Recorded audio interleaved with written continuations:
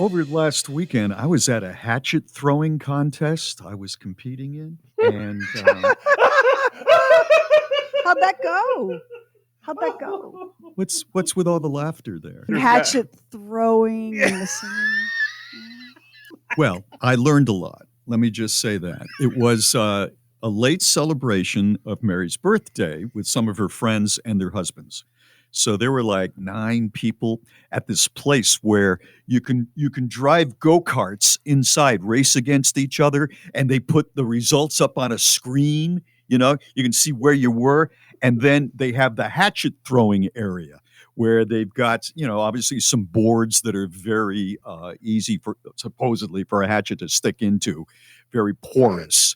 And there are 2 of them. And so I figured, yeah, all right, I can throw a hatchet. I don't know that I ever have, but I can probably do this. And while they were giving directions on how to throw the hatchet, my mind kind of wandered because I figured, what kind of directions do I need? There's the bullseye. I'm going to throw a hatchet at. And I started looking at other stuff like the cars riding around real fast and, and all of that. So we started with the competition. And again, on a screen, you can see where you are. And so a couple of the women went up first. One of the women, she was tiny, but she took that hatchet, and I looked in her eyes as she was throwing it. She nailed it. Bullseye. Picked up another hatchet, threw it, almost a bullseye. And every time she hit, her face became more excited, and her eyes almost were on fire. She was so excited. And then she handed it to the next woman. The next woman was fantastic. One of the guys was pretty good, too. And then it was my turn. I took the hatchet, and I went, this is pretty easy. And I threw it, and it bounced off the wall and fell. And I had to go get it again. I went, all right, well, it's probably an anomaly. I threw it again. Nothing. I threw it 7 times, and it stuck once. And I was kind of sad. I'm going, and then here come the women again. And the one with the wild eye, she's up again. Wham! Mary is doing great. Here was the deal, at least I hope. I started to feel bad about myself. Have you lost all muscle? You better get into the gym, buddy. The guy was explaining that when you throw a hatchet, you throw it with your arm kind of stiff. You don't cock your wrist. Whereas every time I threw it, I was cocking my wrist. Like in golf, it's an extra lever to get a little more distance. Well, in hatchet throwing, that does not work. So I came in second to last. And then we competed with the go-karts. You know how I drive. Yes, I do. I do. Mary won the first race, and she won by, we were given instructions again, do not drive into other drivers. Cool. She drove into 2 of her best friends here, just plowed into them to get ahead, and she won. I came in second to last. I beat a 65-year-old woman who's 5 feet tall. She must have run out of gas. Yeah, I think you cost yourself a lot of time looking for the turn signal in the go-kart. They just don't have those. I might have. I crashed one time because I came around a corner too fast. And then here come 2 of the women behind me. They blew right by me. That feeling, I'm just going to be honest, as a guy, not being able to handle that turn and seeing 2 babes go by, and you could almost hear them laughing, that was so emasculating for me. It really was. And I'm kind of an open-minded guy, but boy, oh boy, the maleness just surged up like, what is the matter with you? Sign up for our newsletter. We never spam you. Never did. Get Bob and Sheri exclusives. Just go to bobandsheri.com. So Lamar and I are both weirdly enjoying our time now as full-time home healthcare aides. And before the show started this morning, Bob, Lamar said to me, Sheri, let me ask you a question. How you doing with wrapping and rewrapping Kevin's surgery site? And that is the one thing I haven't had to do, because he came home from surgery in a full plaster surgical cast. and then they put him in a fiberglass cast. But Lamar, Carla has surgical wrappings that have to be changed all the time.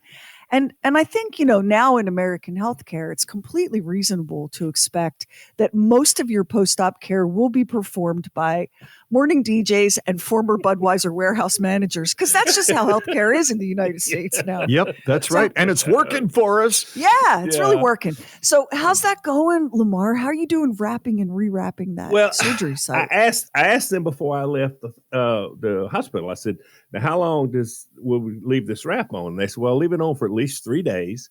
And then don't get it wet. But after 3 days, you can take it off, and then she can shower with, that kind of stuff. And then you just rewrap it. But at that point, you'll have to rewrap it like every day. So we put off till about 4 days before she took showers, but we had it wrapped up, and she's got one leg outside of the shower and she's sitting inside the shower. It was not the greatest thing. And so, but we get all that done. So we unwrap it. And so we get ready to wrap it back. And it's like when you take something out of the box and it won't go back in the box. Okay. Yeah. Like the person that wrapped her leg wraps 20 legs a day, been doing it for 10 years, do it with her eyes closed. And it's just. They went to school for it, Lamar. Yes, they learned it in school. So what I did, I was smart enough to take pictures of it as I unwrapped it. I took multiple pictures unwrapping so that I would know how to go back. Yeah. So we get ready and we start wrapping. And my wife wants to participate.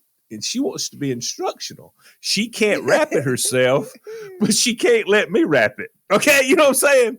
And I'm like, I'm rapping, and she's telling me what I'm doing wrong, and I'm rapping, and I'm unwrapping, and I'm rapping, and I never thought I would find anything harder than having your wife at the back when you're backing up a camper.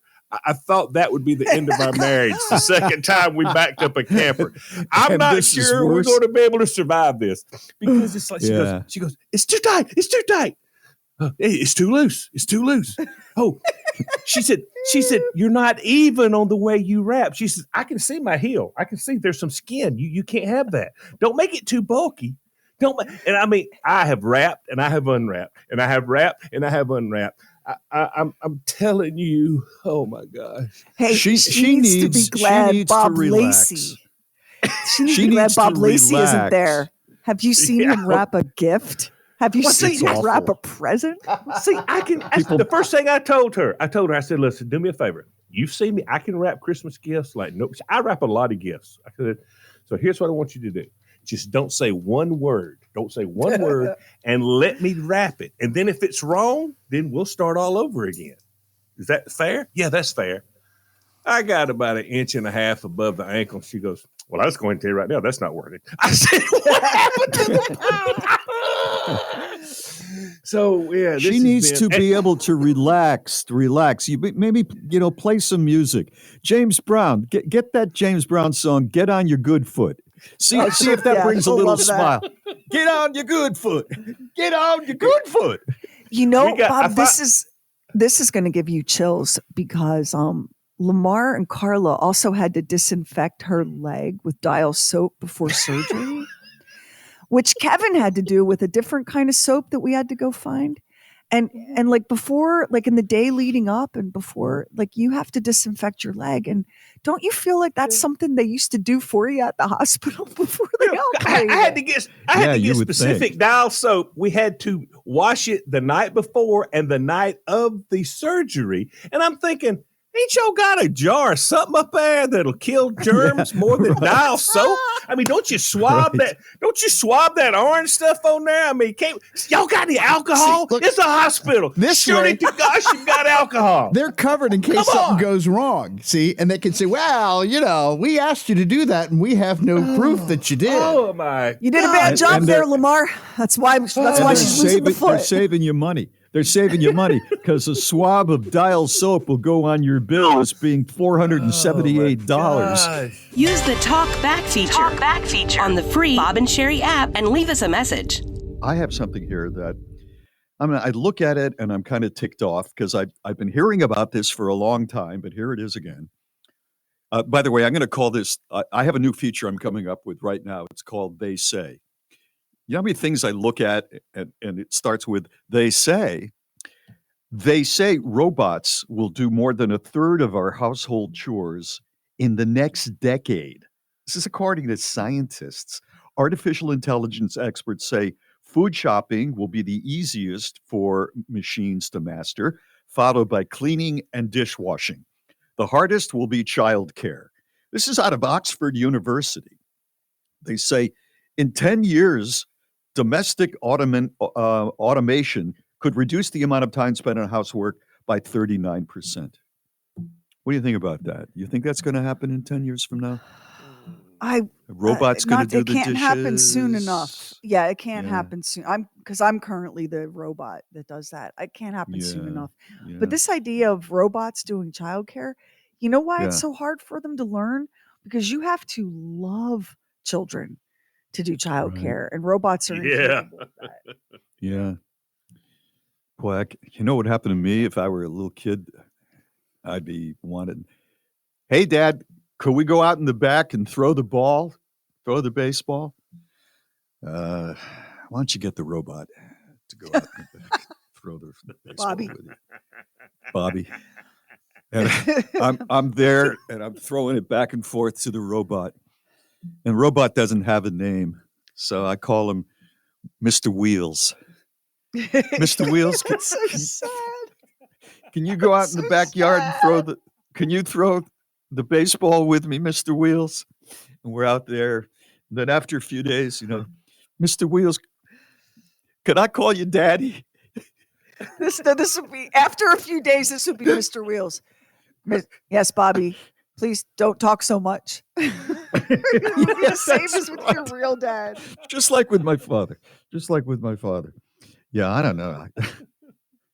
Although there are times, as a parent, you'd give anything in the world to have a robot come by and just keep these kids shut up for a while.